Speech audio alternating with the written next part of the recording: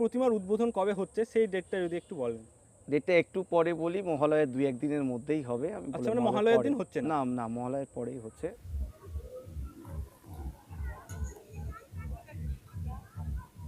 কামালপুর অভিযান সংঘ হিপিপ। ঠিক আছে, সেটা পরে হবে, না হয়ে যাবে, আরো হবে, পরে হবে, অসুবিধা নেই। ঠিক আছে, ফাইনালি যখন দাঁড় করাই মা দাঁড়াবেন পুরোপুরি।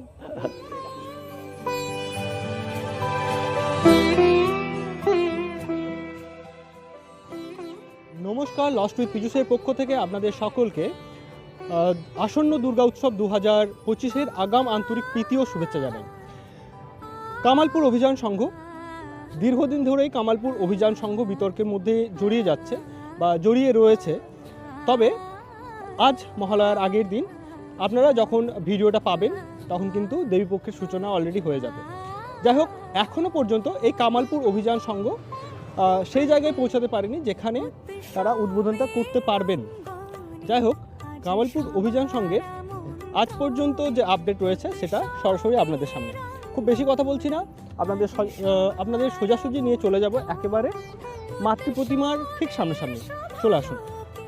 দেখতে পাচ্ছেন এগিয়ে যাওয়ার সঙ্গে সঙ্গে কাজ কিন্তু জোর কদমে চলছে, এবং যদি একটু সামনের দিকে নিয়ে যায়, ওই দূরে দেখতে পাচ্ছেন এই মুহূর্তে প্রচুর মানুষ কিন্তু এখানে ভিড় জমাচ্ছেন শুধুমাত্র এই পুজোটার যে প্রিপারেশন সেটা দেখার জন্য। দীর্ঘ 1 বছরের বিতর্কের পর কামালপুর অভিযান সংঘ পুনরায় তাদের ছন্দে ফিরছে একটু একটু করে। তবে আমরা যতটুকু দেখতে পাচ্ছি এবং এখানকার যে কর্তৃপক্ষ রয়েছেন, বিশেষ করে সুজয়দা যেটা আমাদের আগের দিন বলেছিলেন যে পুজো কিন্তু এবছর হচ্ছেই, তাই কোনো রকম জলঘোলা না করে আমরা সেই জায়গায় যাব যেখানে সুজয়দা রয়েছেন এবং ওনাদের যে বিষয়গুলো দেখাবো। দেখুন, এখানে কিন্তু যে ছোট প্রতিমাগুলো রয়েছে, গণেশ থেকে লক্ষ্মী থেকে শুরু করে কার্তিক, মা সরস্বতী, সকলের মূর্তি প্রায় শেষের দিকে এবং খুব তাড়াতাড়ি সেটা উপরের অংশে তোলা হবে বলেই আমার ধারণা। চলুন।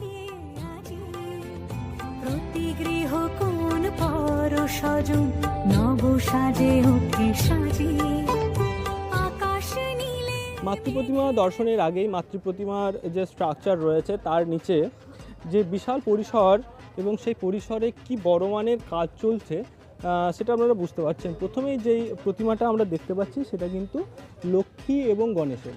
দেখুন, কয়েকজন শিল্পী রং করতে ব্যস্ত এবং এই রংটা আজকে দেখে কিন্তু অসাধারণ লাগছে। আপনাদের প্রথমেই দেখাবো এই গণেশের অংশটা। দেখুন কি বিশাল পরিমাপের একটা গণেশের মূর্তি, এখানে তার কাজ কিন্তু সম্পূর্ণ রেডি এবং ঠিক তার পাশেই মা লক্ষ্মীর কাজটা চলছে, যেটা কয়েকজন ক্ষুদে শিল্পী রূপদান করে চলেছেন। অসাধারণ লাগছে মায়ের এই প্রতিমাটি দেখে। যখন এটা উপরে তোলা হবে তার যে একটা স্বরূপ সেটা কিন্তু ফুটে উঠবে খুব সুন্দরভাবেই। কি নাম তোমার ভাই? কি নাম? উৎসব দাস। আচ্ছা, তুমি প্রথম থেকে কাজ করছো এবছর? আচ্ছা, এটা কি করছো? আচ্ছা, লক্ষ্মী ঠাকুরের গয়নাটা। তাহলে এই যে উপরে অভ্রের কাজটা করা হয়েছে সেটা কি ঢেকে দেওয়া হচ্ছে কি কারণে? ও আচ্ছা আচ্ছা, তারপরে অভ্রটা দেওয়া হবে। এটা কি আঠা চলছে তাহলে, তাই তো? ঠিক আছে, ধন্যবাদ। তবে শুধুমাত্র যে এখানকার ক্ষুদে শিল্পী রয়েছে তাদের কথাই শোনাবো এটা নয়। সামনে রয়েছেন দাদা, এখানকার প্রধান শিল্পী, যিনি খুব সযত্নে এখানকার সমস্ত পুজোটার কিন্তু তত্ত্বাবধান করছেন। প্রতিমাগুলো তৈরি করার যে তত্ত্বাবধান সেটা সুজয় দা এবং নমস্কার দাদারা। আপনারা দেখতে পাচ্ছেন এখানকার কর্তৃপক্ষের সভাপতি এবং প্রধান শিল্পী থেকে শুরু করে সহশিল্পী সকলেই একসঙ্গে রয়েছেন আজকে। তো দাদাদের কাছে একটাই প্রশ্ন, যে নব সাজে নবরূপা এবং দীর্ঘ বিতর্কের পর মাকে আমরা দেখতে পাচ্ছি যে তিনি পুনরায় তার নিজের জায়গায় প্রতিস্থাপিত হচ্ছেন। কি বলবেন, এই উচ্ছ্বাসটা কেমন? এবছর তো আর কোনো বাধা এখন দেখতে পাচ্ছি না, কি বলবেন? না, একটা কথা আগে আমি প্রথমেই বলি, সেটা কি না এবছর পুজো হচ্ছে কামালপুরে প্রশাসনের এবং সরকারের সম্পূর্ণ সহযোগিতায় পুজো হচ্ছে। আর আমার এখানে এই যে যারা শিল্পী আছে সবাই কিন্তু দক্ষ, ঠিক আছে? আজকে আমি একটু অন্যভাবে পরিচয় করাই। অপূর্ব আছে, অপূর্ব দা, এই টোটালি আর্টিস্টের একটা জায়গা আছে। নীতিশ আছে এখানে, আর্কিটেক্টের একটা জায়গায় আছে, মানে আমরা যে কাজটা করি এই জায়গায় কোনো একটা আচ্ছা, মানে প্রত্যেকটা মানে ডিপার্টমেন্ট টোটালি একটা স্পেশালিস্ট আছে। এদিকে প্রশান্ত দা আছে, এদিকে হচ্ছে মাটির কাজের দিক দিয়ে, আর ওদিকে বাপি আছে আমাদের। আচ্ছা মানে টোটালি ধরো আমরা এদিকে আরিবুল রিয়াজুল আছে, ওরা আছে, ফাইবারের জায়গাটা আছে, আচ্ছা মানে টোটাল জায়গাটা কি একটা একটা টোটালি টিম আকারে আমাদের চলছে। এটা বলছি এই মুহূর্তে বড় দুর্গা আর্ট ভিলেজ। আচ্ছা, খুব বেশি কথা না বাড়িয়ে মায়ের প্রতিমার উদ্বোধন কবে হচ্ছে সেই ডেটটা যদি একটু বলেন। যেটা একটু পরে বলি, মহালয়ের 2-1 দিনের মধ্যেই হবে। আমি আচ্ছা, মানে মহালয়ের দিন হচ্ছে না? না না, মহালয়ের পরেই হচ্ছে, আচ্ছা, সেটা আমরা বলে দেবো। আসার সঙ্গে সঙ্গেই দেখতে পেলাম যে প্রচুর গাড়ি লেগে রয়েছে, যেটা মেলা বসবে না, এরকম সেটা একটা তো সিচুয়েশন। একটা তাছাড়াও দেখতে পাচ্ছি যে বেশ ভিড়ও জমছে আর কি, লোকাল মানুষ বলুন বাইরের মানুষ বলুন, প্রচুর লোক। তো সেটা নিয়ে কি বলবেন, আপনারা কি বলবেন সেটা জানতে চাই। দাদাদের উচ্ছ্বাসটা উচ্ছ্বাসটা এখন কেমন? শিল্পীদের- কারণ এটা আশা রয়েছে। হ্যাঁ, কারণ গত বছর যেহেতু একটা মানে দুঃখের দিন আমরা পেরিয়ে এসেছি, আমরা দেখেছি আপনাদের মানে শিল্পী হিসেবে আপনাদের যে মানসিক পরিস্থিতি, সেটা মানে কারোর জানতেই বাকি নেই আর কি। তারপর যে মা আবার আসছেন তার নিজের জায়গায়, সেটা নিয়ে কি বলবেন যদি একটু বলেন। দেখুন, এটা তো আমরা দীর্ঘ সময় অপেক্ষার ফল বলতে পারেন বা যাই বলতে পারেন, আমাদের তো সেই আক্ষেপের জায়গাটা ছিল।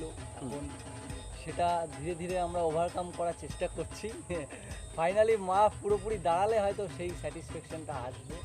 হ্যাঁ, তাহলে মানুষ এবছর বিশ্বের বড় দুর্গাকে সচক্ষু মানে আমার সচক্ষে দেখতে আমি পাবে। বলছি এই মুহূর্তে বলছি না, আমরা বলছি আমাদের যে আর্টের যারা এই আচ্ছা। শিল্পীরা মিলে, আমরা মিলে যে কাজটা করা হয়েছে এখানে, সেই আর্টটা প্রথমত সামনে আসা দরকার। সেটা আমরা পরিষ্কারভাবে বলছি, একটা 17 মাসের পরিশ্রম। বাংলা তথা বিশ্বব্যাপী যে দর্শক রয়েছেন বা দুর্গাপুজো নিয়ে যাদের উচ্ছ্বাস রয়েছে, তাদের উদ্দেশ্যে আপনি কি বলবেন?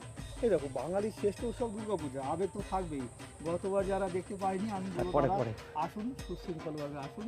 এবার আমাদের মায়ের পুজো হচ্ছে। শিল্পী হিসেবে তাহলে আপনাদের উচ্ছ্বাস আনন্দিত, চূড়ান্ত। সবাই উচ্ছ্বাসিত, মানে ঠিক, ঠিক, ঠিক। শুধু আমাদের মানে এই নয়, তাহলে একবার টোটালি হয়ে যাক না কামালপুর অভিযান সংঘ হিপ হিপ, ধরে। জোর করে হয়ে যাক, জোরে হয়ে যাক। ঠিক আছে, সেটা পরে হবে, না আরো না হয়ে যাবে, আরো হয়ে হবে, যাবে। পরে হবে, অসুবিধা নেই। ঠিক আছে, আমরা ফাইনালি যখন দাঁড় করাই, মা দাঁড়াবেন পুরোপুরি, তখন এটা একটু তোলা থাক। ধন্যবাদ, অসংখ্য ধন্যবাদ। আগামী পুজোর দিনগুলো আপনাদের অত্যন্ত ভালো কাটুক, এই বলেই সাক্ষাৎকার শেষ করছি আর কি।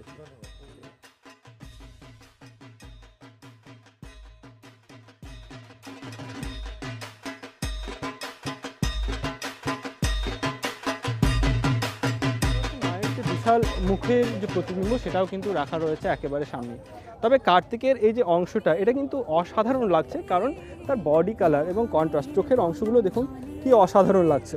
অসম্ভব সুন্দর একটা বড় প্রতিমা, যা আর কিছুক্ষণের মধ্যেই স্থাপিত হবে তার নিজের জায়গায়। তো আজকের এপিসোডটা আর দীর্ঘায়িত করব না এবং আপনাদের সময় নষ্ট করব না।